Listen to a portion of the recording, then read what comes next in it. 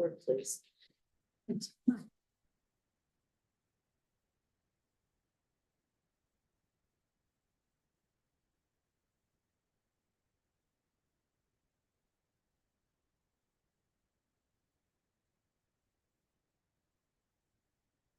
Okay, so hello everyone and welcome to the June 25th, 2024 regular council meeting for the Village of Lytton. I'd like to take a moment to remind everyone to please turn off your videos, mute your microphones, and allow council to begin the proceedings. Just to let you know, we are all being recorded and broadcasted on the Village of Lytton YouTube channel. If anyone is looking for a video recording of this meeting or a past meeting, you can go to the Village YouTube channel and watch it there. Thank you very much. Your worship, you may call the meeting to order. Thank you. I call this a regular council meeting, Tuesday, June 25th, 2024, meeting to order at 7:01. I want to begin by acknowledging that the Village of Lytton is located on the traditional, ancestral, and unceded territory of the Lycopodic people. In the room tonight, we have Councillor Michelle, Councillor McCann, and Councillor Lightfoot. Councillor Toss is joining us by Zoom. We also have Corporate Officer Storoshenko and CAO Mom Burkett, along with Brian Baxter and Jim McDonald here. And so we'll begin by the adoption of the agenda. But before that, we do have one item to add to the agenda, a late item. It'll be under 8.2, Recovery Manager, a presentation on Infrastructure Canada process. So can I please have a motion to adopt the agenda as amended? Thank you, Councillor McCann. Seconder? I'll second. Thank you. All those in favor? Carried. All right, on to adoption of minutes of the June 11th meeting. A motion? I'll move that we adopt the minutes of the regular council meeting. Thank you. A seconder? Lightfoot. Were there any errors or omissions? Seeing none, all those in favor? Carried. Okay, we'll move right on, it looks like, to item number 6, which is delegations and presentations, and I'll turn it over to Corporate Officer Storoshenko. No, I won't, because I don't think we have any tonight. Okay, let's move on to item number 7, public comment, and that's what I will turn over to Corporate Officer. Thank you, Your Worship. So members of the public are now invited to comment on matters related to the agenda. So if you would like to speak, please use the raise hand function on Zoom, and that can be found on the bottom of Zoom under reactions. And you can click on raise hand. When it's your turn, I'll read your name and you'll be asked to unmute yourself. You'll get a pop-up screen asking you to unmute. You'll have 2 minutes to speak. And we ask speakers to please state your name, your address, and the agenda item that you're speaking to. So if anyone would like to speak, please use the raise hand function now.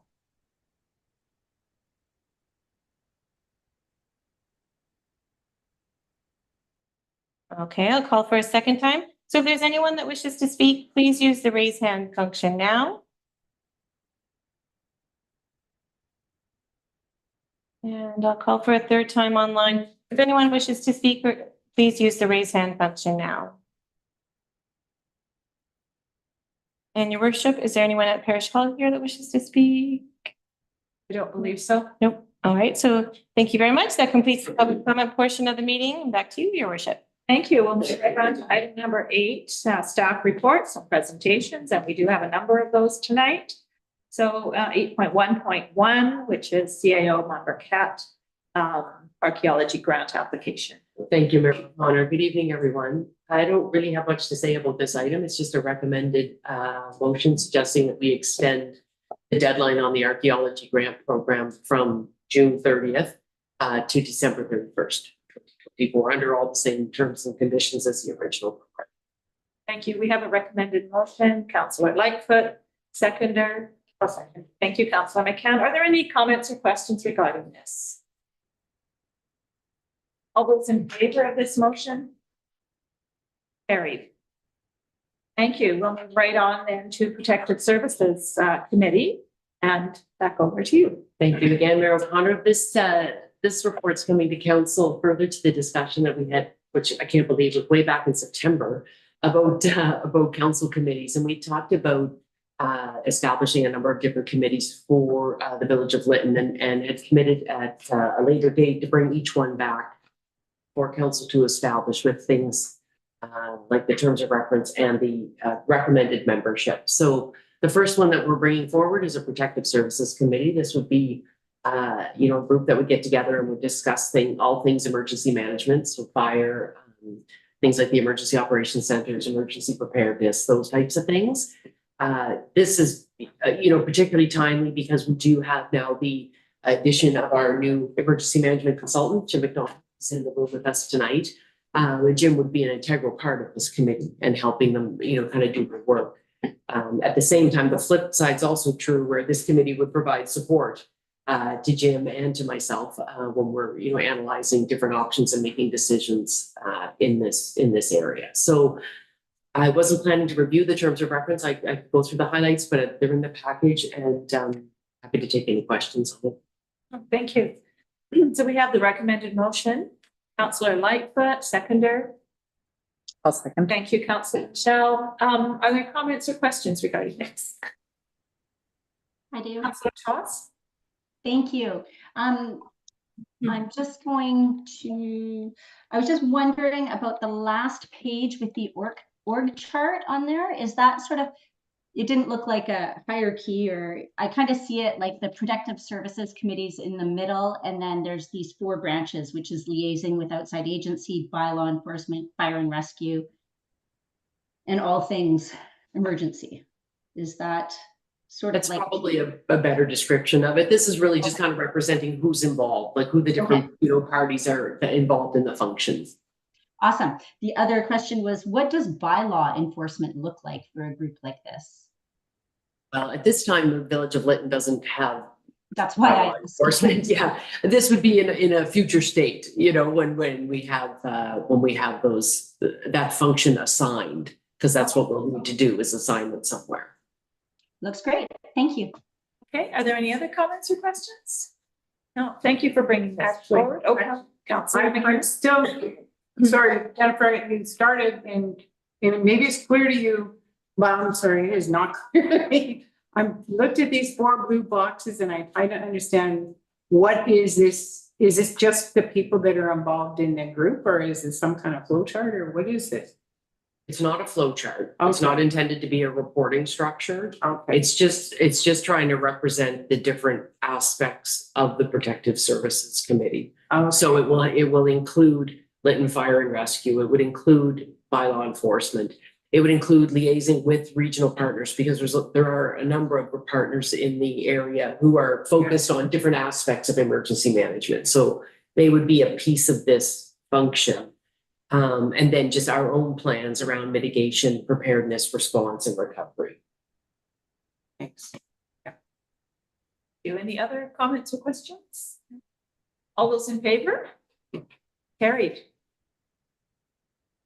Okay, we will move on then to CFO, Dan Lumbercat.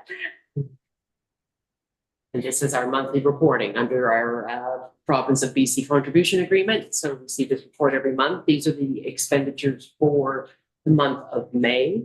Includes some costs related to site preparation in the village, and then also recovery planning costs, which is essentially the staff that are dedicated to the recovery project. So our total expenses for the month of May were $206,389. Bringing us up to what will be a total expenses claimed to date of $6,340,000 under the $17.6 million grant. For approval to submit the claim. Great, so we have a 2-part recommended motion here. Who would like to put that forward?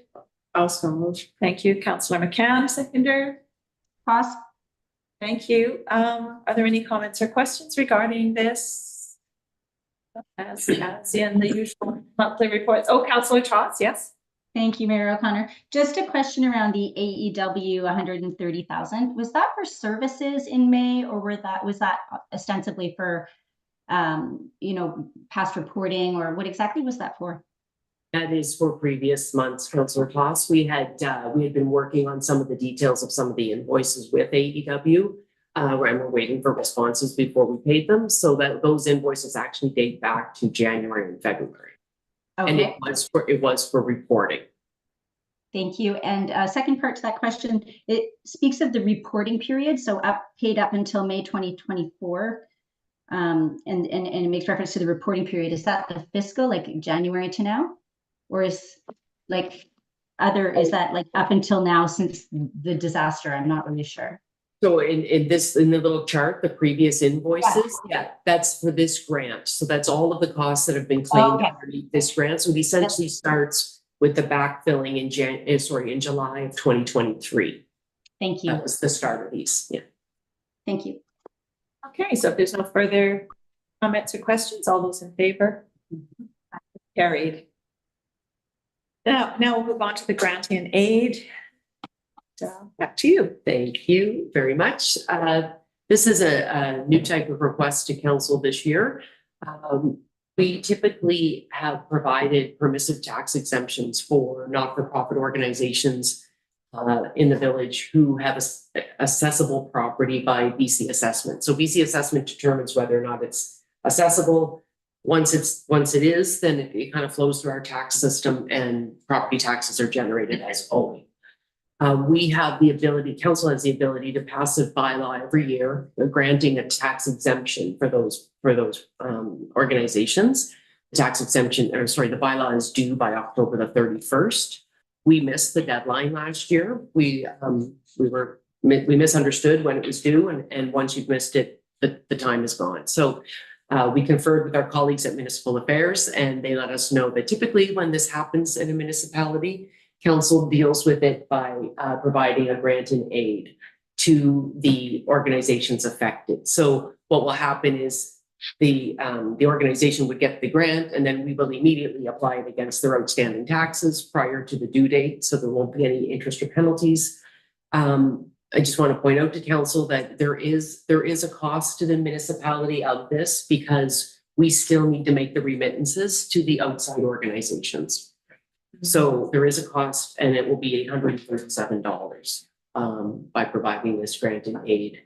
Obviously, the amount that applies to our taxes is not a cost to us because we wouldn't have charged them in the first place if we hadn't done the permissive tax exemptions. Okay. So we have a recommended motion that lists 4 organizations here. So Councillor Lightfoot, seconder. Councillor McCann. Now, comments, questions on this? No. No. Okay. No, this makes total sense, and thank you very much again for bringing this forward. All those in favor? Aye. Carried. All right. So now we move on to the annual report, which. And I have a presentation for this. Okay, so good. we'll just run through a few slides on the annual report. So municipalities are required every year to issue an annual report. It's due by June the 30th. One of the other required procedures related to this is that it needs to be posted and available to the public for 2 weeks prior to it being, kind of approved and adopted as the annual report. So this was posted on our website on June the 14th, and it was also shared in the e-newsletter. We have not received any comments or questions from the public on this report. Next slide, please. So, sorry. Yeah, so sorry, I'm just going to run through. Yes, thank you. So the annual report should include the audited financial statements, the permissive tax exemptions, a services and operations report, progress against established objectives and measures, and then objectives and measures for the next year, which current year being 2024, and details of any council disqualifications. So in our report, we have, we've listed some of our 2023 key accomplishments. So that includes things like some of the water system testing and repairs that we did that allowed us to remove the boil water advisory outside of the village that had been in place for, I think, since the fire. Mm-hmm. We opened the temporary village office. We made a number of improvements in our financial reporting. We completed the building bylaw and then some pretty significant zoning bylaw amendments. We got the lease for this space so that we'd have a place for council to meet and for community meetings. We developed some other bylaws as well. Like, for example, we did the council procedure bylaw, and we did a, kind of a revamp of the communications, including the weekly e-newsletter. Then on the recovery side of things, then we kind of typically divide up our activities between core and recovery. And so with recovery, as we're all aware, we removed the state of local emergency. We completed the debris removal and soil remediation for the most part. We did the backfilling of zones 1 to 6. The clarifying of the archaeology requirements maybe shouldn't be listed as accomplished. It was started in 2023. So we started working with our colleagues at Arc Branch to simplify and communicate those requirements. And then we did do some engagement sessions in the fall to start talking with community members about village infrastructure rebuild. So just the final points for 2023, our financial statements are done, they're approved and filed, they're attached to this report. We did have 4 permissive tax exemptions because this is for the year before. And there was no disqualification of any of our council members. So that was a positive. For 2024, our priorities, we want to complete the backfilling. We're continue to work on the clarification of the archaeology requirements. We made some good progress on that kind of early in the year with the categorization of the different properties and then very specific requirements for each category. We continue to work on our financial processes and water, sewer, and public works. Those are kind of getting back to regular activities, to continue to maintain and improve all of our village assets. And we have an emergency management plan and training is planned for this year, developing the plans for the community infrastructure, taking some of that feedback we gathered last year, start rebuilding a permanent village office and our public works building. And of course, continue to work with our First Nation partners to strengthen our relationships and find ways to, kind of collectively work together for the better of the whole region. So that's the summary of the annual report. Okay. So are there any questions? Council? I found it to be a very clearly laid out, easy to read document. So we do have a motion then to accept this report for information. So who would like to make that motion? Councillor Lightfoot, seconder. Boss. All those in favor? And carried.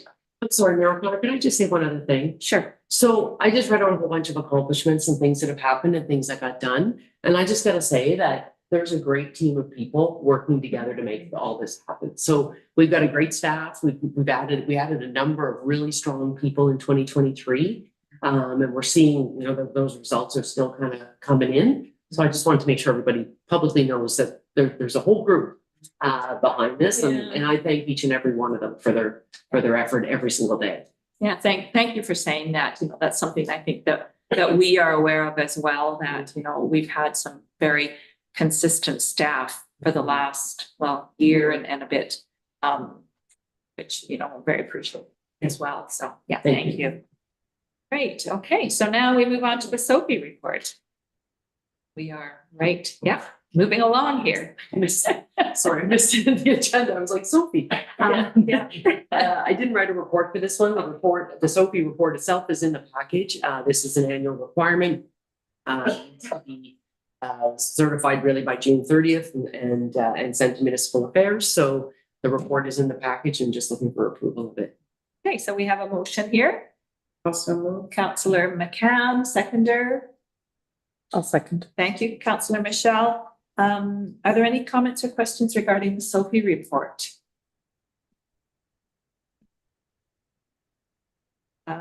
So all those in favor? Carried. Thank you. All right, next we move on to item something 0.3.1. I don't know. Sheet in front, corporate officer Doroshenko, regarding the code of conduct policy. Yes. Thank you, Your Worship. So this was accepted by council back in June of last year. And in that policy, it does ask for an annual review. And so this is a document that is kind of shared expectations for your conduct and behavior of council and just kind of establish those expectations on how everyone conducts themselves. So it's just, we don't have any recommendations, any changes unless council see fit. So, yeah. Okay, thank you. We have it is a two-part recommended motion here. I'd like to put that forward. Councillor Lightfoot, seconder. Sure. Councillor McCann, are there any comments or questions regarding this? Councillor Toss? Just, as I was perusing it, and I just was reflecting on how grateful I am, sort of in line with what you were saying, grateful to our staff. I'm also grateful that we have such a functioning council, and that this code of council or the code of conduct's fairly unnecessary for us, but of course it's a requirement. But I'm very grateful that we have the team we do as well. Thank you. Yeah, I would agree with you. And I think it's really important, though, that is brought forward every year. And we do take a look at that and review that. So Reflect on it. Yeah. I Thanks. don't have any other comments regarding that. So all those in favor? Aye. Carried. And of course, part 2 is that we will all sign it and submit it. So we'll make sure we get that done. Okay, we're going to move on to item a recovery manager, Dawn, and this is the item that we added in as a late item. And Dawn Wong, I believe, has a presentation on the Infrastructure Canada grant process. Yeah, hi all. Thank you. Lisa, do you mind putting the presentation up? Is it okay if I just jump right in? He's just going to get up the document here. PDF document. So What's a PDF? Okay, so yeah, I think we're ready to go. Sure, Okay, Dawn. and thank you, Mayor and Council. So this is a presentation about, as Mayor Connor said, about the federal government funding program and the funding process, and ending specifically recently what we've talked about for the Villages Community Hub that'll be on Fraser Street. Next slide, please, Lisa. So the steps towards the community building. So after the fire in June 21, the federal government announced that they'd provide up to $64 million to help the village rebuild. The funding program that the feds are using to support the village is called the Green Inclusive Community Buildings, GICB program. So all the requirements related to the buildings that we're going to talk about or going forward with have to fall within the guidelines of GICB. That means all submissions by the village are for buildings that need to be inclusive of community and public. So in other words, accessible to everyone. Buildings need to be net zero fire smart. And when I say accessible there, I mean physically accessible. So with people with physical challenges, we have to go through an environmental assessment, species at risk assessment, and there's a stress on First Nations consultations, starting at the planning stage, moving on to the building and into the implementation and post-build. Next slide, please, Lisa. Oh, back in fall 2023, the original community consultations were done with the members of the greater community online and in person.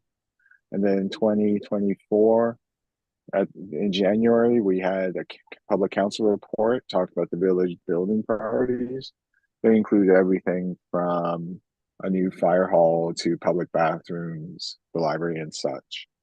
In February 24, we started the community group member consultations on the village building priorities.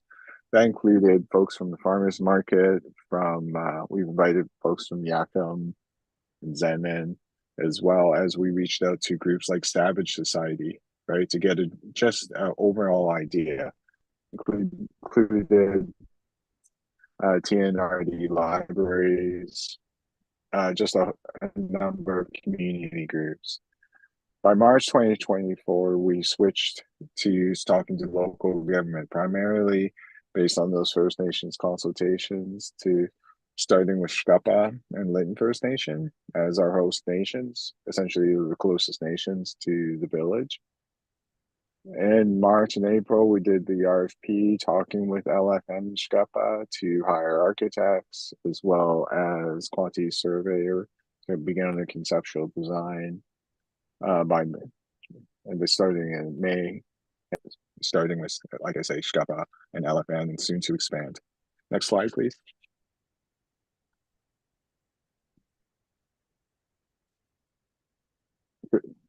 Oh, sorry.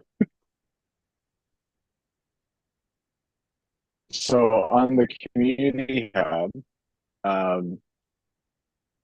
based on the consultations held in the fall of 2023, the village prepared this simplified application package for what we're calling community hub on Fraser Street. Once that application is submitted to the federal government, based on First Nations consultations in the planning stage with the host nations, the village is going to do a number of things. That includes releasing a request for proposal, an RFP for a cultural advisor, ideally somebody that is very familiar with the local Intiklapa language, as well as cultural and traditions. We're going to strike a project advisory committed, and this is going back to the general community that the village has always been part of, from the north with Cook's Ferry all the way down south to Kanaka Bar. And then we will also be doing a public update this summer before we go anywhere forward with an RFP for a builder. This was for the community hub building. Also this summer, we'll be starting on the next project for the village under GCIB as a federal program for the fire and rescue community building. Thank you. Okay, Oh, thank you, Cook Don. State. Cook State. Thank you, Don. So are there any questions or comments for Don regarding this? I have to say, I really appreciate seeing the PowerPoint or the PDF presentation, as well as hearing you, Don. It really helped to be able to understand and to see it as well as hear it. Thank you for that. What I think we should do is put forward a motion to accept this report for information. Would anyone like to? Thank you, Councillor Lightfoot, a seconder. Sure. Thank you, Councillor McCann, and all those in favor. Carried. So perfect. Okay, thank you very much, Don, for that. We're going to move on to Director of Development, the OCP permit area. So we have Birta Corey on the line, on the call.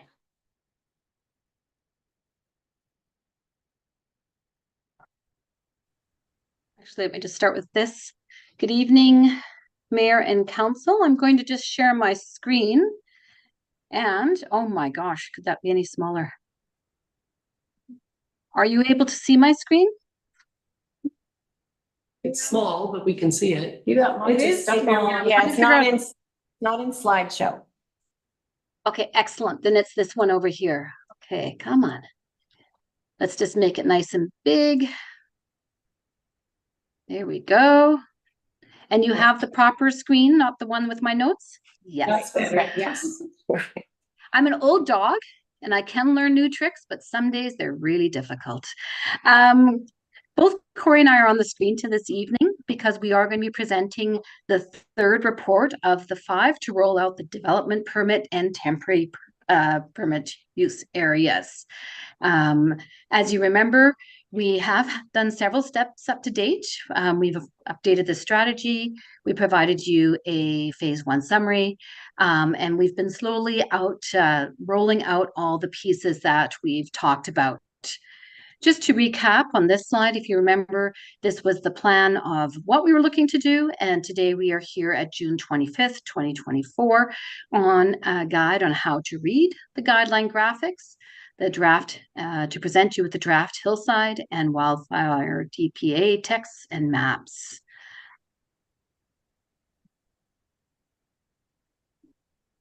Oh, interesting. This didn't update. Anyways, One of the things that we've got here in report number 3 are several pieces, and Corey's going to be rolling most of this out to you, and she's going to be referring to various attachments with the hope that you will refer to those attachments, because it's going to be much easier for you to see them there rather than look at the screen that I'm providing. Again, in this report, we've got the draft official community plan text for both the hillside and the wildfire interface DPA areas. We are looking at some permit exemptions. We've got the how to read guideline graphic, and then we've got some draft development permit area guidelines, and of course, as always, maps.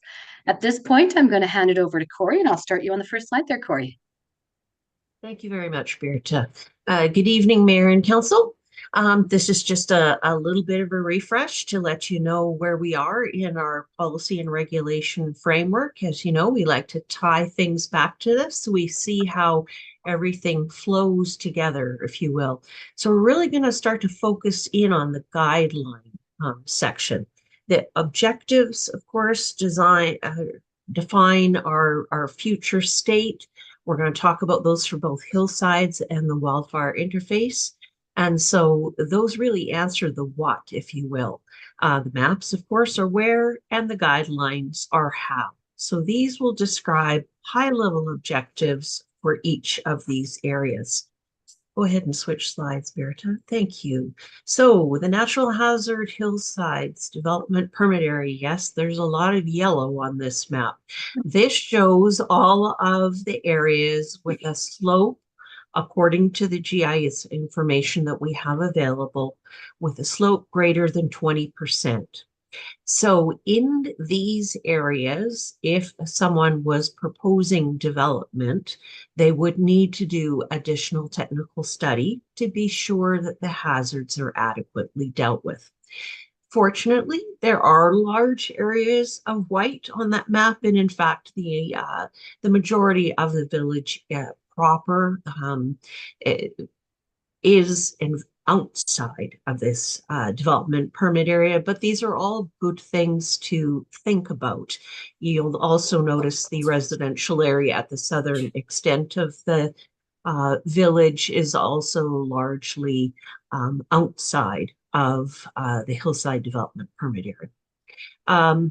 So the second map covers the entire village, because we recognize that the natural hazard associated with wildfire interface occurrences really affects everyone everywhere within the village. So it's a lot of orange, and through this development permit, we hope to continue to encourage property owners and developers to incorporate fire mitigation measures as they redevelop and as they consider managing their properties going forward. Next. So the guidelines and the strategies, as I said, they describe how the action is to be taken. And there are a number of things here that are the overarching objectives that are reflected, right? We want to improve the quality of the building environment. We want to advance the public interest. We want to think about functionality. We want to be really clear in expressing anything that we provide to the public. We like to encourage neighborliness. So, you know, that question that came a little earlier in the meeting about bylaw enforcement, hopefully we can encourage people to develop in a way that results in less need for that sort of activity. We want to introduce a bit of flexibility so that everyone gets what they're looking for in a productive way. So I'm going to ask you to have a look at attachment 2. If you happen to have the package in front of you, then it would be really great if you could have a look at that page. This slide shows you what the whole page looks like, and this will be what most guideline pages generally look like. Then we're going to step through the individual sections so that you get a better idea of what the purpose of each of those sections are. So This template is formed from, in fact, a course that I took a number of years ago, and I have implemented this type of guideline in a few municipalities now. It reflects some really great precedents, not just locally, regionally, in our country, but internationally as well.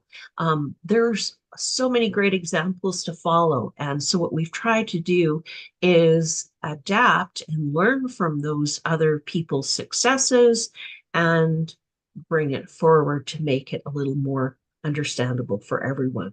So one piece at a time. Let's start at the top. So it describes what it is. It's a development permit area. This particular excerpt that we've got here is the natural hazard wildfire. So it gives you the category, and that category always appears regardless of which development permit area or temporary use area it's described there. So it follows the same format. It defines the objective. So this is a succinct statement that describes that future state that we want to get to. So this is usually boiled down to a very simple phrase. So you have an idea of what's the purpose here. So section numbers and guideline numbers are provided at the top of the page so that you always have those for easy reference. We next then talk about the intent.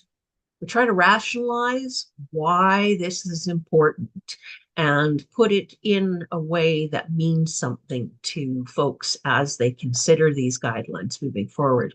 We also generally include the map. Yes, the map is very tiny, but it gives a reference to the greater map, so that the map number and a general idea of the applicability of the guideline is good to have here. So you can always sort of reference back, even if this page is all by itself, it makes some sense. It's got some context. So the next is the guidelines, the actual guidelines themselves. These are individual guidelines that try to address either single or a set of conditions, and they try to provide a little direction for the type of design solutions that we're looking for as people contemplate how they're going to build out their properties. So there's an opportunity here for a couple of things. For those who like words, or recommendations, often broken down into site design, landscape design, building design, and as well, a lot of examples, images, diagrams, and whatnot to provide a visual description. So trying to really talk to everyone's way of seeing things, if you will, whether it's words or pictures. So then we break it down further, and we complement with additional images and diagrams and comments or references. This is an opportunity to provide links. As we all know, the BC Wildfire Service and Wildfire BC, the program itself has a lot of great information, a lot of great graphics. We borrow some from them, and we provide references so that people can go to those other places to find that information in the future. At the very bottom of the page, we always provide some wayfinding, the titles and the page numbers, so that if this piece of paper got printed out and somebody was like, where did this come from? It tells them exactly where it's from. It's from the Village of Lytton OCP bylaw number, so you know which bylaw it is and which version of the bylaw it is, and then the section, so you can find your way back to the origin of these things. So that pattern is followed for each development permit area. So let's have a look at a portion of a page for the Natural Hazard Hillsides Development Permit area. So you'll recognize some of the things I spoke about in the wayfinding document. In this case, what the excerpt that I'm showing you here is recommendations for buildings and structures. You'll see that there's some commonality, you know, this concept of stepping into the topography and using natural materials, creating those breaks. And what we try to do is select guidelines that have multiple purposes and sort of hit multiple points. So it is, well, in this case, you know, this is to reduce the visual impact, stepping into the hillside, moving up, having slope angles of the pitch of the roof, similar, just trying to reduce our impact on our environment. So these are the kinds of things, as I mentioned previously, site and building design, construction and landscaping, and long-term maintenance are the things that we try to hit on with these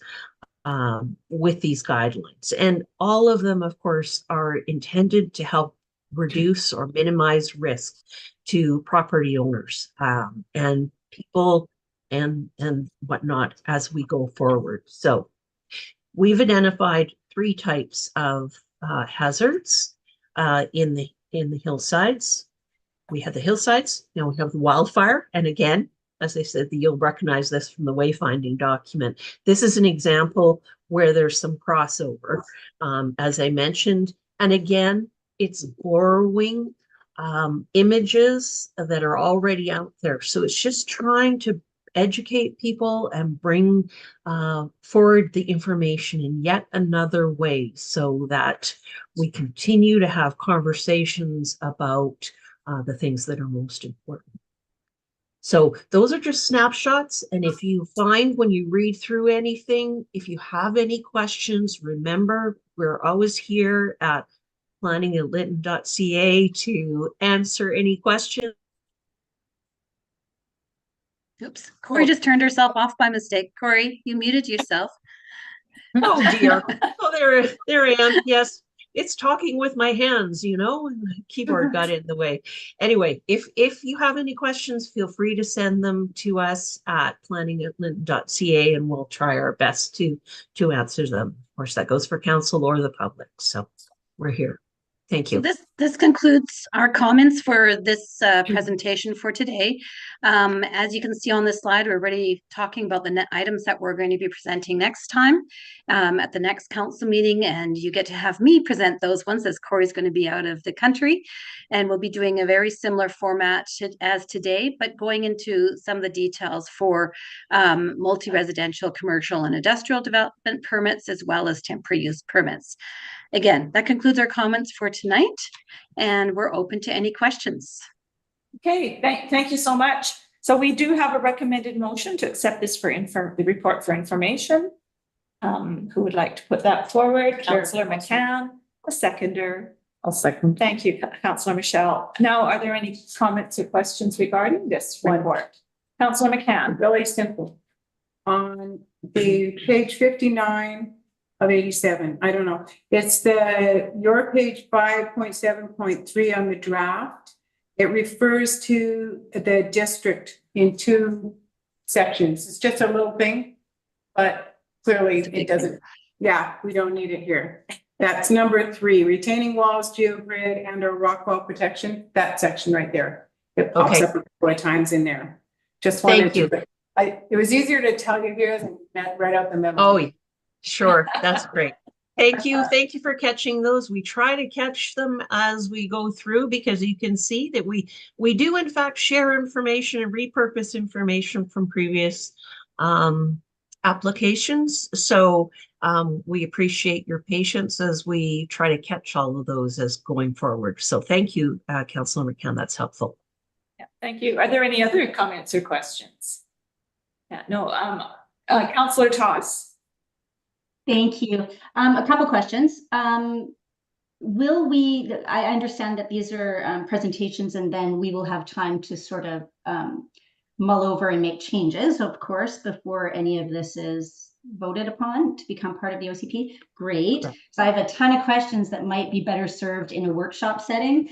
I have concerns about the reference to the wildfire interface and just that it might mislead the public that we know that that a wildfire started the fire in Lytton. We don't. There's still an RCMP report outstanding that a train may have caused the fire. So I think those parts of fire mitigation are really important, and we want to make sure that we're looking at that as well.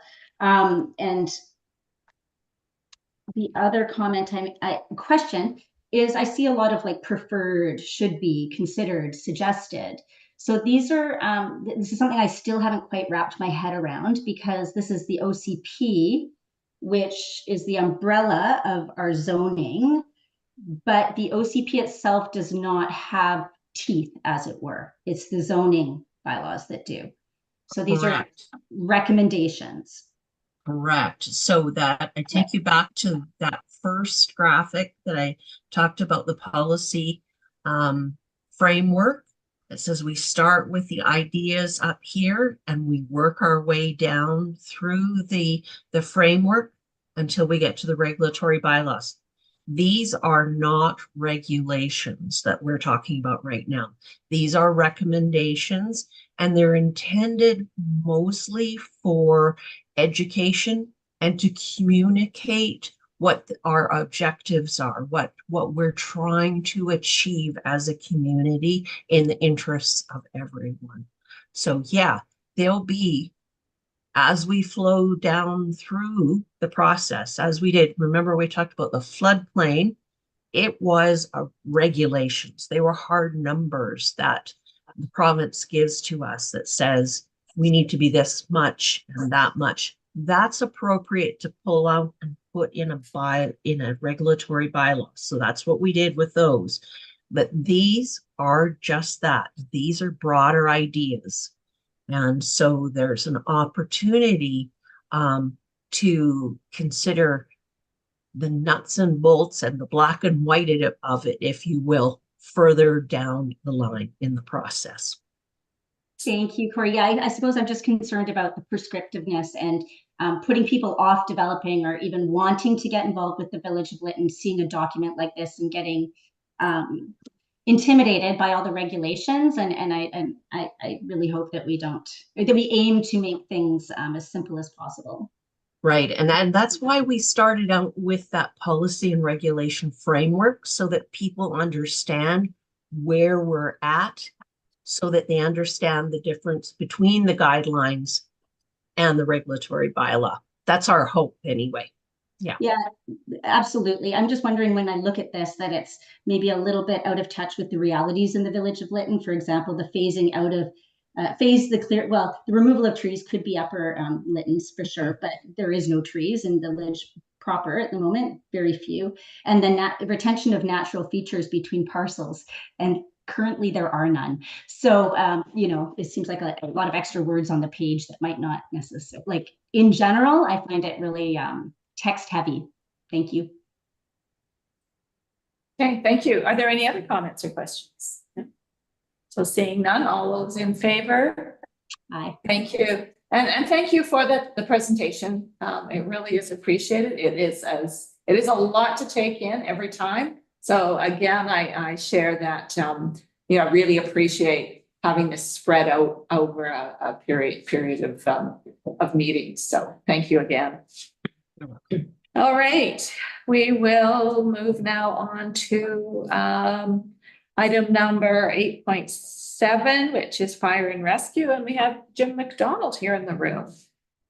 And you have a PowerPoint presentation to go along with your presentation. Yeah. Good evening, everyone. And I heard old dogs mentioned before. I've won only old tricks. I have no new tricks. So I think it's important to realize that emergency management in general, it really includes all of us. We all need to have one little bit to play. So let's move on and move on would be great. Yeah, thanks. And I think local capacity is what I'm really looking at.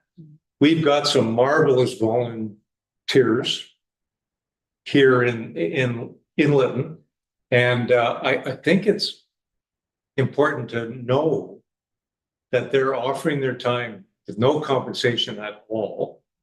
And that the majority of them, of these volunteers, are doing this just because they think it's the right thing. So I'm pleased to know some of them. I've met most of them, and I think I was impressed with the way that they stood up.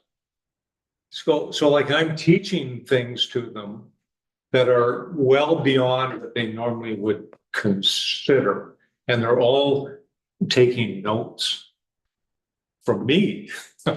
Unbelievable. So I think, again, it's important to recognize them. Some of them are taking courses on their own without any compensation. They just decide to do it on their own. So we need to recognize that. And if we can, to help them through that. So on my slides, I've got regional partners. We have not just the village of Lytton, but our neighboring First Nations, our regional district. I think it's important to realize that in the case of a disaster or an emergency, that we need everybody to play. So we need to play with them. So to enter into a mutual aid agreement would be a clever move on our part. To engage the people here in Lytton, the people that are here, the people that are moving back, to engage them and find out what they have to know about this kind of local viewpoint. I'm not from Lytton. I can only imagine things, but people that have lived here and have experienced the local environment are able now to say, yeah, we can do this. So I think that's important to understand, that we need to engage the citizens, because frankly, no one's showing up. No one's going to save us. We have to save ourselves, and you all understand that. So, so to build this capacity locally, and I think we talk about emergency operations center. That's the place where a decision is made and the emergency comes through. We have to decide what we want to do. I think we need to make this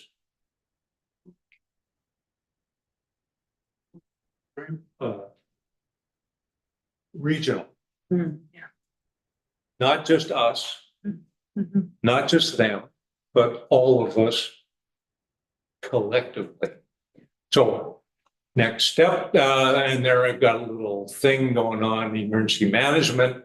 Disaster happens, we help ourselves. Local government response, that's our fire, our ambulance, our police. Mutual aid, we get support from our neighbors. Provincial support, that's emergency management and climate readiness. And then the federal support, that's Public Safety Canada, who brings all kinds of training our way, and then international if it gets that large. So we need to establish a bylaw. I've offered that up, and I'll bring that to you all, so that we have a bylaw to guide this movement. We need to look at fire, rescue, police, ambulance, in our neighborhoods, to involve them all in our emergency management. I have an emergency plan. I've been I've been excuse me, working on, and I would hope that would guide us. Personal preparedness. This is designed to face the public. The public needs to be able to look after themselves, because frankly, we just don't have the capacity. So we need to look after ourselves, and I can work with the public on that. I'd love to meet everyone that's in the community now and talk about what we can do to prepare ourselves. And then tabletop exercises. These are kind of make believe, and I think on a quarterly basis we need to say, what about that space object that comes down and crashes into Lytton? So it isn't just the fires that we've experienced in the past, but what might come our way. And we're looking at geotechnical issues where we might have landslides or debris slides. So what do we do? So if we can do that in a tabletop exercise and say, okay, now what? Now we can say, okay, now when it actually occurs, we've actually had a little experience. Next slide, thanks. The fire and rescue service, I got a very nice photograph of one of the apparatus there. These are dedicated volunteers. No compensation at all, but they want to do the right thing. Mainly young. And this is not something that you see province-wide. I come from a background of fire. 100,000 people maybe will get 100 volunteers. I'm here in Lytton. We have 15 volunteers. Unbelievable.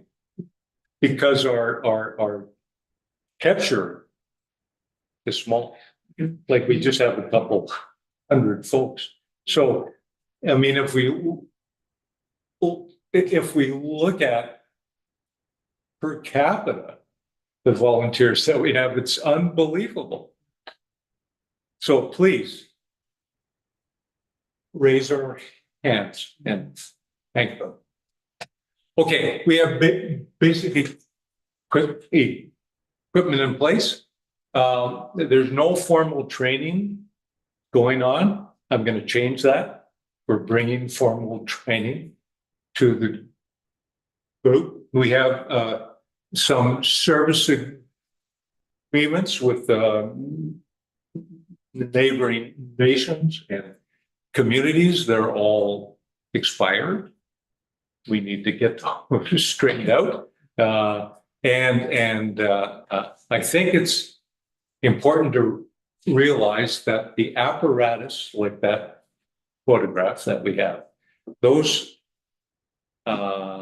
vehicles are sitting outside. And we have a place to store them. We need to bring them to that place. So that's something that we're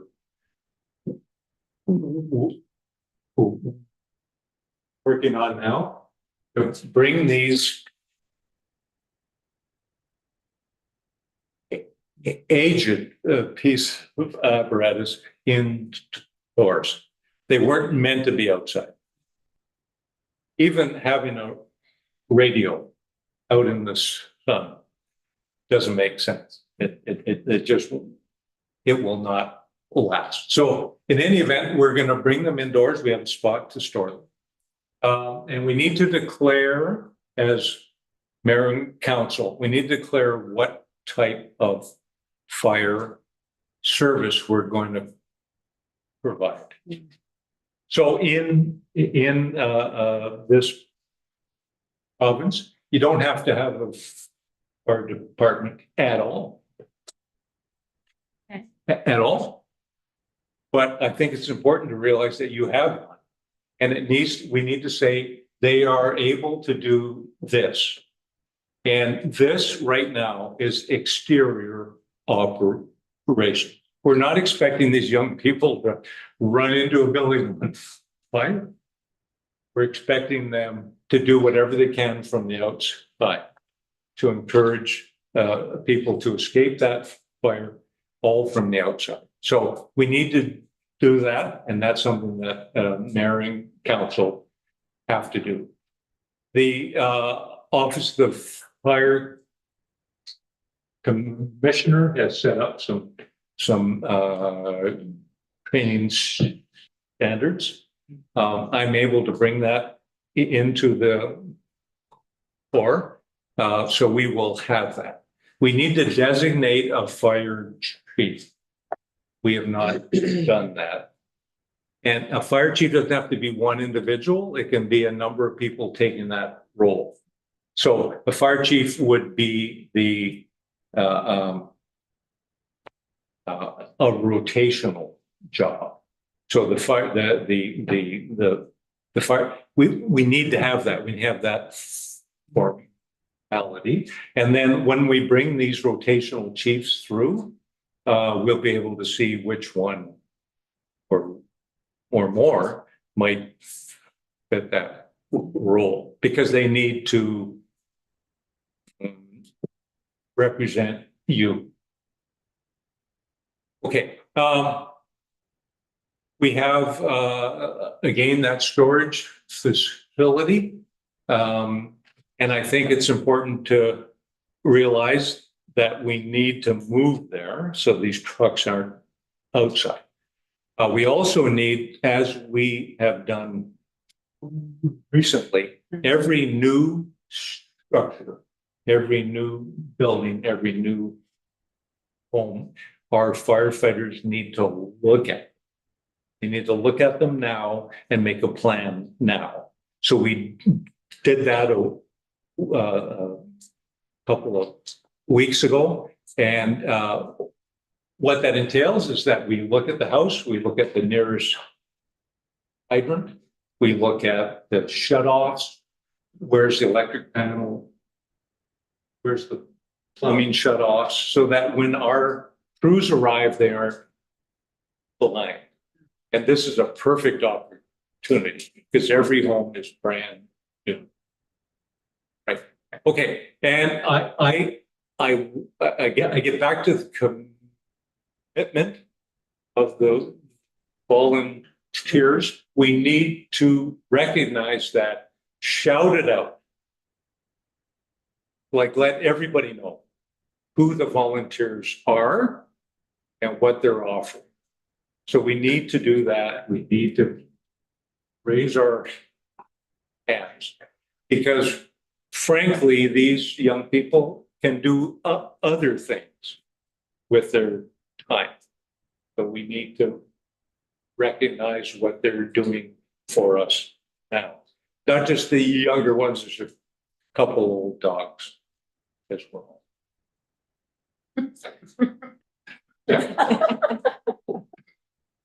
Is that it? Oh, that's the end of it. Okay, so I would just encourage council to review the commitment, to recognize that, raise our hands, get these young people involved, move our apparatus to a storage area will make them last, and join our neighbors in this fire commitment that we have made, which some of them. And that's it. Thank you. Thank you so much. Yeah. Yeah, no, that's great. So do we have any questions or comments for Jim? I want to mention that I went for a walk around the village last week, the week before, when you were I saw you. practicing. Yeah, when you were practicing at or training, I guess it was, at one of the new builds. And the first thing that caught my eye was the number of people you had there. As you said, I didn't realize it was 15, but I was extremely impressed by that. And as you said, the young people that have come out and are joining is just phenomenal. So the opportunities for them, that gang that I had there, was a brand new house, uncladded, unfinished. So they got to see what makes a house Yeah, and what could cause them trouble Yeah. in the future. yeah, yeah. And that was all it was about. We're not putting up stop signs. We're not, it's not a bylaw thing. We're just trying to understand. Yeah. What that house is all about. Yeah, no, that was wonderful to see. Yeah. Yeah. Okay.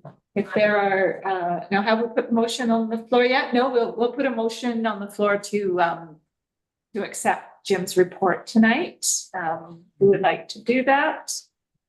So move, Toss. Okay, thank you, Councillor Toss, seconder, McCann. And if there are no other comments or questions, all those in favor? I have a comment. Sorry, Mayor. Sorry, go ahead. I was just wondering if the volunteer firefighters, which is great, there's so many, are planning on attending the barbecue this on June 30th. We will find that out, I guess. I Yeah, guess we could make sure that they're invited, so it'd sure be nice to shake their hand as council. yeah, Thank that's you. right. Thank you for that. Yes. Okay, so all those in favor? Carried. Thank you. All right, we will move on to item number 9.1, which is bylaws for readings, and we have a zoning amendment bylaw put forward to be considered for first reading. Now, do we have Councillor Lightfoot to make the recommended motion and a seconder? Sure. Thank you, Councillor McCann. Now, is there there's Birta might have a few comments to make just to introduce the subject. yeah, Birta, do you have some comments to make? You know, I always do. Thank you, Mayor and CAO. I did put together a really short presentation. There's a few things that people were asking about, and I just wanted to give a little bit of explanation. If you're fine with it, I can keep it under 2 minutes. Absolutely, yeah. Okay. The hardest part is this. Yeah. 2 minutes once the presentation is up. Yeah. Yeah. I think last time. Okay, this time it's really not wanting to. Oh, I see what it's doing. It's halfway on one screen, halfway on another. That's why. Okay, it's not going to do it. So I'm going to just talk it through because I don't want to waste your time on this. So last time we talked about tiny homes and other types of housing, we had looked at a number of different possibilities. And the possibility that we're landing on today is accessory dwelling units. So I had a visual of how that could look, but I did show you that last time we talked about this. I believe that was May 28th. There are a few things that I wanted to just talk to, as I mentioned, that are in the regulations, because of course, we've put some regulations together and you know, there's a question of, well, isn't that logical? And yes, a lot of it is logical, but there are also requirements from other areas that we're going to be circulating this to that are going to come back to us then. So one of them, for instance, is the lit pathway. And we put it as 1.1 meters, which is a really weird number, but that's about just 3 feet, to be honest with you. It is requirement of emergency personnel. It is standard all throughout the province. And essentially they're looking at it lit. So people wonder, how am I going to do that? Most people that I've ever worked with have always dealt with just solar lights, along a pathway so that emergency responders can get to this second home. That goes to the next question, or one of the other ones that was mentioned, is the separate entrance. Obviously, it's logical to have a separate entrance. Again, it is a life and safety issue. And again, if by having a separate entrance to either a secondary suite or a separate entrance, obviously to your accessory building, let's say it's over top of your garage, you want to make sure there's a front door down on the lower level so that, again, emergency responders can find where they're going to protect anyone that might be in distress. One of the other things that was a bit more arbitrary, but I just wanted to bring it to your attention. We took the lot size of 280 square meters. It's the one that's been thrown around by the province quite a bit. And we felt that anything under 280 square meters, which I believe is just under 3,000 square feet, is a little small to contain a home and a carriage house. So we wanted to really make sure that there was enough room. Part of the reason for that is the 3-meter distance between the residents, the two residences, let's just call it that. Obviously, these homes are all each going to have people in it. We all cook, we light candles, we all do all kinds of things that could create flammable circumstances. So we wanted to make sure that the homes are far enough apart that the fire has a bit of a challenge to get from one place to another. This is different than an accessory building that would be for cars, for instance. Yes, people could do things in there that might create fire if we really wanted to do the argument here, but generally we don't cook in our garage. Generally, our garage is meant for storing various things that we use for our yards, etc. So that includes my comments. If you have any questions, I'm here. Okay, thank you. Any comments or questions? I have one. Councillor McCann? Yeah, when it speaks about the accessory suite having a maximum total floor area, did that come from somewhere else as well? Because I wondered about that. The 968 feet square was the maximum total floor area of an accessory suite. Did we just come up with that, or is that from somewhere else? Oh, I would have loved to have come up with that number. I would have had a more fun one. It is out of the BC Building Code. Yeah. So that's where that number comes up. It is 90 square meters and it is out of the BC Building Code. Yeah. Right. And that's BC wide, not just Lytton. Yeah. Are there any other questions? Yes. Councillor Charles? Thank you. I sort of along the same lines as Councillor McCann's question, there's the 50% of the total area of the principal building. And I've seen this with accessory dwellings before where it's required they're smaller than the principal building, for example. I think that's maybe an aesthetic consideration, but I'm wondering about that. And then the 968 in the BC Building Code, that means that two buildings on the same property cannot exceed, the second building, the accessory building cannot exceed 968. Like, just to follow up on Noni's, I could find that in like the step 3 building code. So there's two questions there. The one about the 50% and where the 968 literally came from. Exactly. So in terms of a, we're calling it accessory dwelling unit. So it's accessory to the principal dwelling unit. And that is the focus that we took. And like I said, we use the word term carriage houses, etc. So the reason for that regulation is to ensure that it stays ancillary to the other. That is a regulation that is, we're suggesting to council. It is one that you as council could either amend or choose to go in a different direction with, if that's what you choose. I know we've had some discussions about various different configurations. So that's where that one comes from. Again, the 968 square feet or 90 square meters comes out of BC Building Code as a secondary dwelling unit to a principal dwelling unit. So different jurisdictions have gone different ways in terms of that they have to be ancillary or not. One of the things that we want to just make sure at this point in time, what we're talking about is two dwelling units that would remain on one property and under one title. We're not looking at anything in terms of various ownerships of those units. And that way it makes it very simple in the future to ensure that that was built as an accessory dwelling. Again, it gets into, do we share the sewer pipe? Do we share the water pipes? Those types of things. And it was loud and clear that council had felt that infrastructure was one of the concerns in terms of allowing more development on these properties. And we wanted to make sure that it was infrastructure that could be easily contained in the system that we have at this time. So if you recall, right now, we do allow secondary suites within homes. And again, those are also limited to 90 square meters or 968 square feet. Does that answer the question? Sure. A little follow-up on that. If it was council's prerogative to increase or decrease that, though, that would be admissible within the building code. Like we could, because you could go up 2 stories of 450, for example, or 500 and exceed that. Would that be something that council could, if we table this bylaw, that we could change as along with the 50%? The 50%, like I wouldn't support this bylaw with the 50% of total area just because of the limitations that imposes on people. But with that amendment, I would happily support that. But the 968, I feel like I'd like more information. Thank you.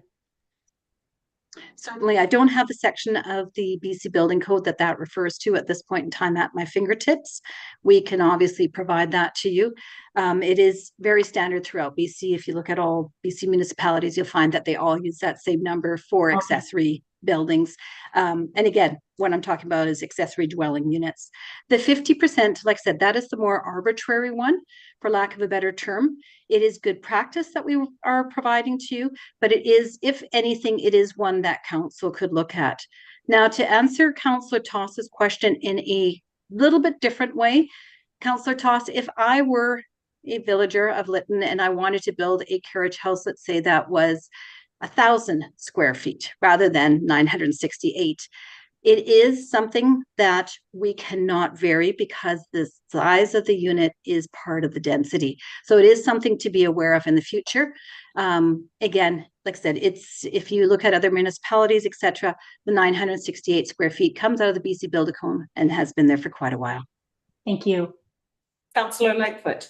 I just wanted to clarify, and staff can probably verify or tell me that I'm wrong, but we're just introducing first reading tonight. So first reading is just the introduction. At second reading, we have the ability to amend the bylaw. So just to get it on the table and to keep the process moving, I would suggest I will vote in favor of it. It may not be perfect, but second reading will give us opportunity to amend. Certainly, and I'll leave that to the corporate officer to answer in terms of how that would change, but it is your first kick at the can of these regulations. And we're obviously trying to give you good planning principles. Thank you. Are there any other comments or questions? Councillor Toss? I was just going to say, I don't think we put the motion on the table like at first reading, or is that because we're We feeding did the put motion. discussion? We've put it I on. understand. I'm sorry I said that. Yeah. Okay. So if there's no other comments or questions, all those in favor Of a first reading? at the Is first that how- reading? Is that how the motion reads? I don't. Yes. Oh, it is. Yes. Oh, it says consider. Okay, so that we are giving first reading. Okay. Okay. So is that in favor then, Councillor Toss? It is that council Okay. gives first reading, not considers. So as amended. Okay, thank you. All those in, sorry, carried. Thank you, carried. That's all I'm saying. All right, so now we are at item 9.2, bylaws for adoption. And we have a recommended motion to adopt the financial plan amendment bylaws. So who would like to put that forward? I'll make the motion. Thank you, Councillor Michelle, seconder. For Councillor McCann. Now, are there any comments or questions regarding this? We have had it brought to us before, and we're looking to adopt. If there's no other comments or questions, all those in favor? Aye. Carried. All right, we move right on to correspondence, item number 10, and we have 2 items of correspondence. The first item is a letter that was received from Judith Urquhart regarding the community engagement for rebuilding Village of Lytton infrastructure. So we have that letter in front of us. I believe we're looking for action on this. It's quite a lengthy letter, lots and lots of questions in it. And I know that Mrs. Urquhart has had some conversation with our recovery manager regarding this through letters, but I'm wondering if we have any responses to the letter that we could share, any information that we could share this evening regarding that letter. Would that be something we could do? Yeah, I can make some comments to some of the points raised. I mean, like you said, there's many points raised, but I think there are a couple of kind of overarching ones Okay. that I'd be happy to address and give a bit more information, background information on. That would be helpful, I think, to all of us as well. Okay, well, I'll just jump in. I mean, one of the things that, we did have a presentation just earlier on the agenda from our recovery director trying to explain the Infrastructure Canada process. And to some extent, it's definitely been a learning experience as we've been going through it, but they do have a particular process that applies to projects that are going to be funded underneath their program. So I think, in hindsight, that presentation is probably a little bit late. We maybe should have did it, a month or two ago, just to help everybody understand where we were. But when we realized that, that there was kind of a lack of information about the process itself and the different stages. So remember, the $64 million has been committed to Lytton, but we need to make an application for a particular project underneath that 64 million. So then the projects are evaluated using the GICB criteria. But we're a little bit different because a true project under the GICB doesn't have funding yet.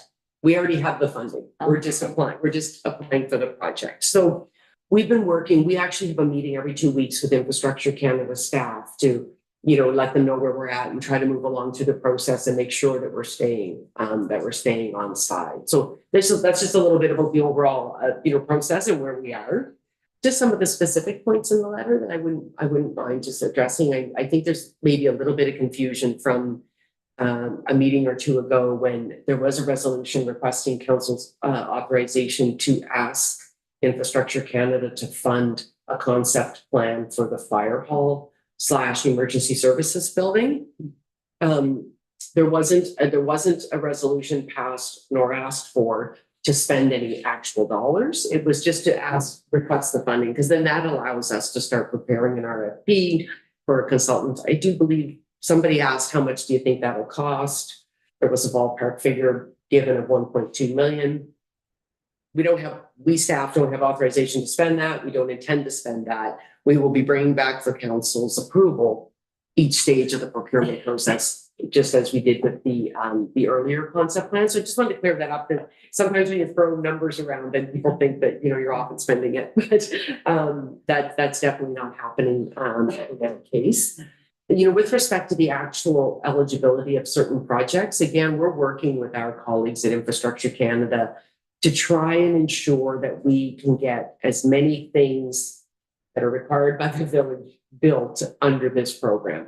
So if I look at kind of the list of sort of community things that we need, we've looked at the GICB for, the museum, the info center, the library, the swimming pool, the fire hall, even though that it may not technically fit the program, they've agreed to work with us on ways to make it fit the program. And then outside of the GICB would be the Public Works Maintenance Building and the village office, because you might remember from Dawn's presentation, the buildings need to be open to the public and fully accessible to the public. So private offices in the village office don't qualify. So we've been working with them to try to find ways to make as many of these requirements fit under the program. And I have to say they've been great, and they've been very, very helpful working with us kind of all along the way. So just the final thing that I'll say, all of even with the community hub, so the concept plan has been worked on. It's basically, consultants kind of drawing a site map and then giving it a very high level cost estimate. So there's no decisions made on any specifics. All of that is yet to come. This is the Infrastructure Canada are looking for this kind of preliminary concept so they can go, yeah, okay, divvy off that amount of money, put it over to that project. But it still needs to meet all the criteria. So at this time, what we're recommending is that we have a community meeting on July the 15th. And on July 15th, we can we can review where we're at with the concept plan and get some feedback on that one. We'll be just starting the process on the fire hall, and the village hall. We can share all the information we have at this time with the public for sure. And they'll have an opportunity to ask questions and get more detail and all that. So Monday, July 15th. That sounds good. Are there any comments or questions? Sure. Councillor McCarthy? I'll just paraphrase what I think I heard you say.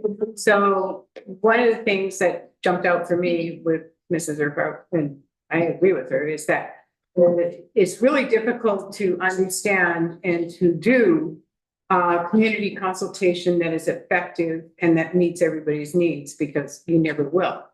So you're always striving to do that, and at the same time doing it in a way that meets everybody else's criteria. Am I right? You've got to check the box off. You got to do it the right way. It's not necessarily Noni's way that things are going to happen, even though I know the best way. You know, you just really should listen to me, nonetheless. So, but I do feel that the citizens of Lytton haven't had very many opportunities to have their say.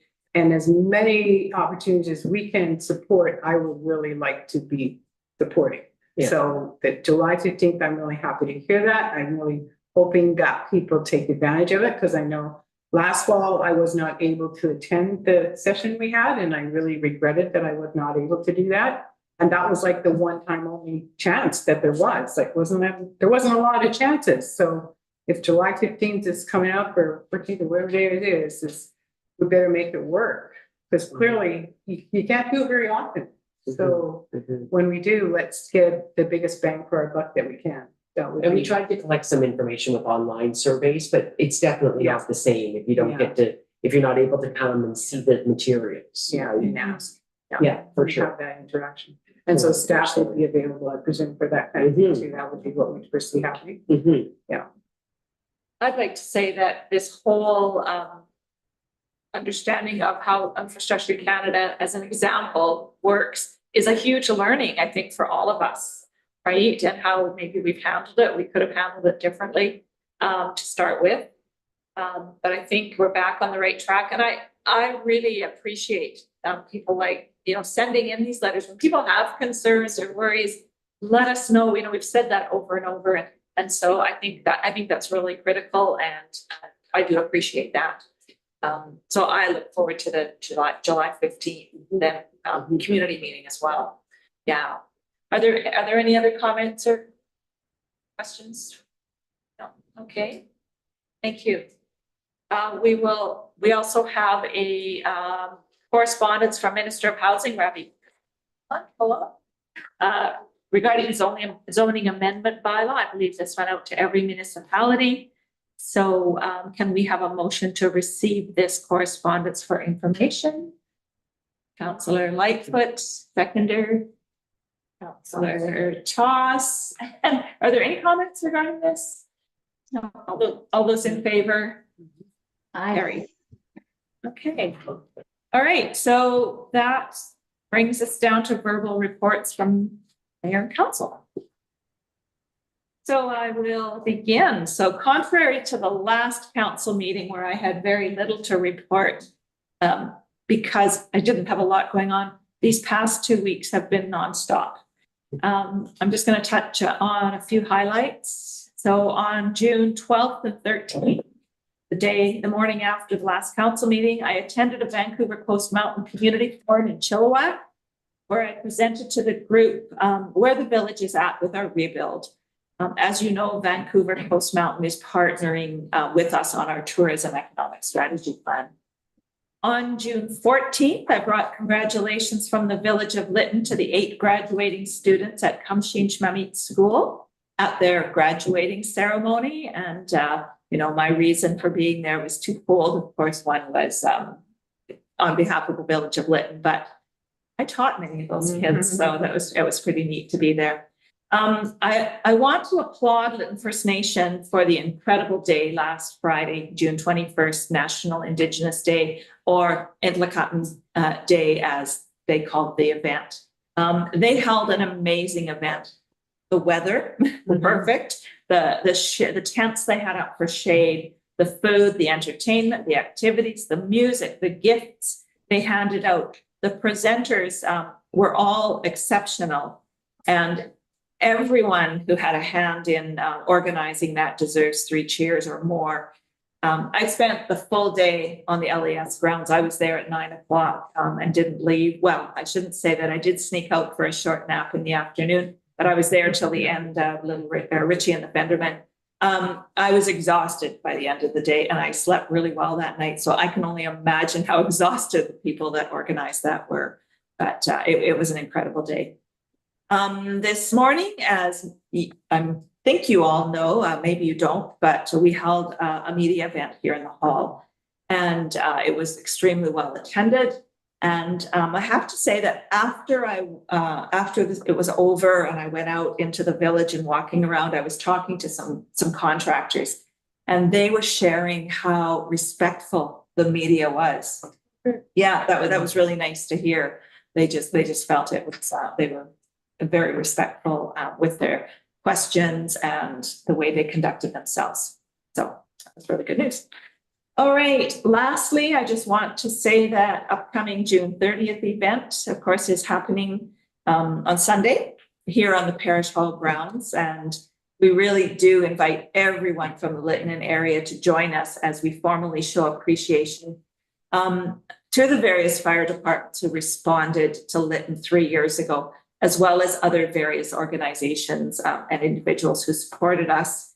The ceremony will begin at 12 noon, followed by a barbecue and lots of time for visiting and socializing. So I really hope that the weather is great and that we have an excellent turnout. So look forward to that. That's my report.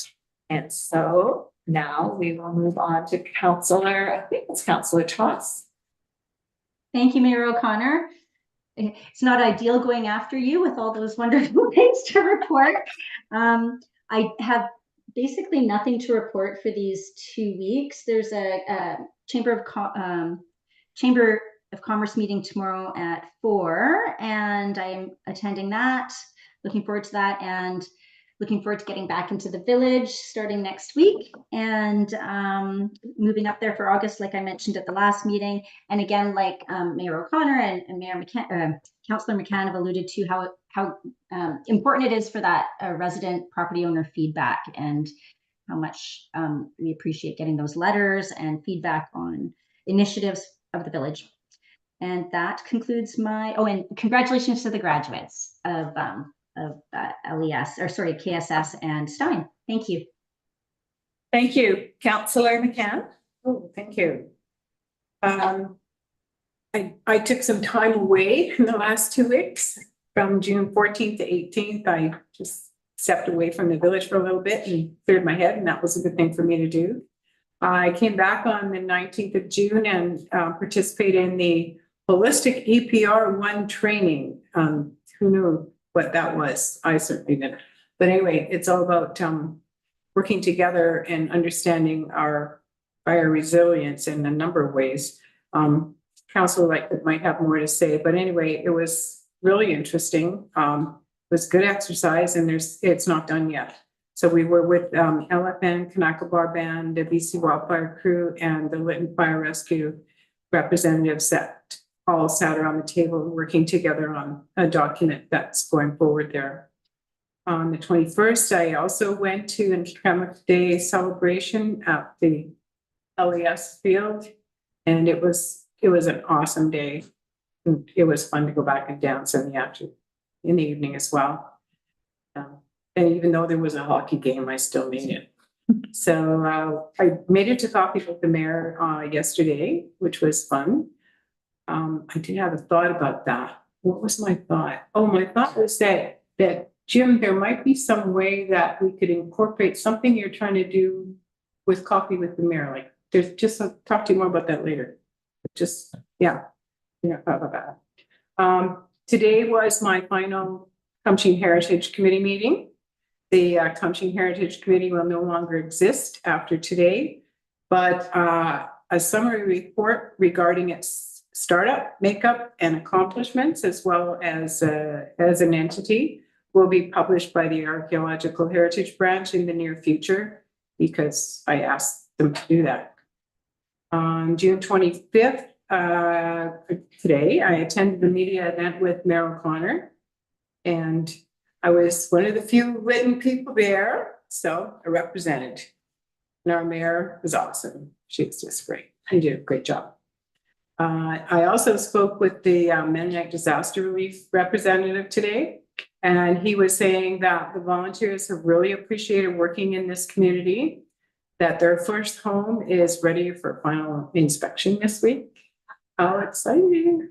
Then he said he is hoping that others in the community will reach out and see if perhaps the organization can be of service to them as well. So they don't want to limit themselves to one house. If there's people that want to follow up and find a way to make it work for them, then that would be awesome too. But yeah, that's my report. Thank you, Councillor Michelle.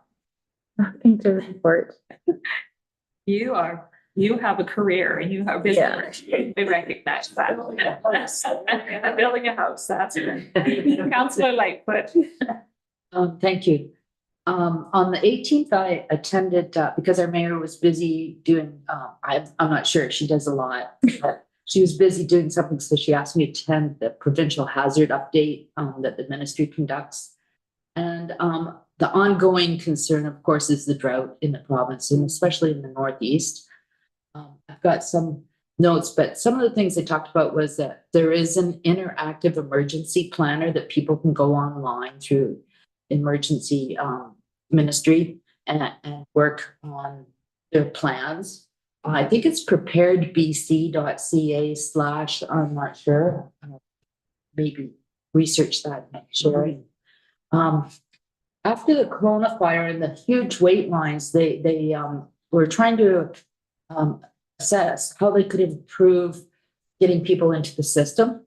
And so they did a survey and they did a lot of interviews. And so they've come out with a new accommodation allowance that you can access online without going to an emergency center. They'll still have emergency centers, but for people that, just need to leave and can't locate a center or find it better just to use their phone, they can register online. It's a $200 a night per family allowance that they will transfer through Interact, and it gives you the possibility of perhaps staying with relatives or in other situations that may be non-traditional. So that was interesting. I'm sure, smoke was in the air a couple nights ago and we're all thinking about it again. So there also is a BC evacuee helpline that is on the ministry page. I believe there's access through that. On the 19th, I attended the holistic training with Councillor McCann and the mayor, wildfire collaboration and hazard risk analysis. I have to admit that if you looked at every possible hazard and you gave it a risk assessment for this area, it would be difficult to sleep. So we have to get it in perspective, right? But it's a good program. And as Mr. McDonald suggested, I think it will help in tabletop exercises in the future. Who's who in the zoo and how can we get out of here and where do we go? Yeah. I had coffee on Monday, and then today I went up to 100 Mile and attended NDIT, the Northern Development Initiative Trust. They reviewed the applications. Staff wanted to talk to us. There's 4 different regional areas. We're the most southern. And every year they take the interest from the funds they have and it's allocated. But it's becoming an issue because there's so many people applying that they're surpassing their limits, and we have to pull back occasionally. So staff wanted us to review our priorities, and the main priority for the NDIT is economic development, market funding, and our region is probably the best. We were only a little bit over our allocation, and so we were within $10,000 or whatever of what we needed to approve. But I guess the northern areas with the closure of the mills and things like that, there's a lot more demand on their programs. So it's an excellent it's an excellent agency. In the South Caribou, the Caribou Chilcotin region, they put in $3.7 million last year. So like you said, it's not a lot of money when you talk about how many communities there are within the area, but it's there and it's assisting in many ways. So it was a good trip, but it was tiring. Yeah, and you made it back in time for the council meeting, so. Yeah. Thank you for that. All right, so we're going to shortly move into closed meeting, but just before we do that, we do have two items that are to be released from the June 11th meeting.